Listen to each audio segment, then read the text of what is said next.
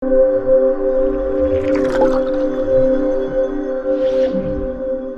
tournée du comité de lutte contre la migration irrégulière a fait escale à Ziguinchor ce 13 novembre. Une table ronde réunissant les représentants de différents secteurs ministériels a permis à la délégation de prendre connaissance des besoins, préoccupations et attentes des acteurs locaux. Si, dans un premier temps, monsieur le gouverneur de nous avoir accueillis dans sa zone de compétence qui est Ziguinchor, soit zone ciblée par le SILMI et notre partenaire le SIOT pour venir ici après la territorialisation de la lutte contre la migration irrégulière que le SILMI a mis en place au niveau des départements et au niveau des régions, de venir recueillir quand même les besoins, les attentes et les contraintes des comités départementaux et les comités régionaux.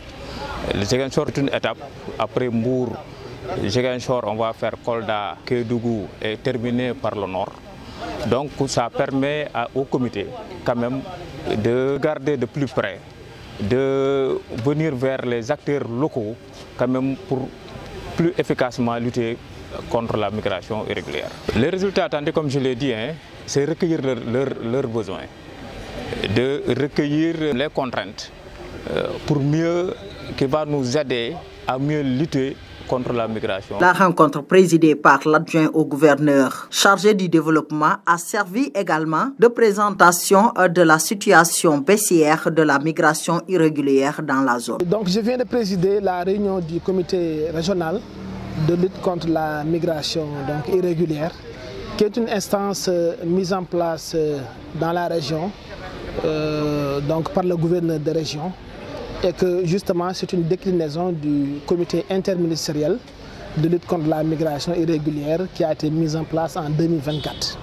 C'est une instance qui permet d'adopter en tout cas une synergie dans la lutte contre ce fléau, et justement c'est pour cette raison que nous sommes réunis aujourd'hui.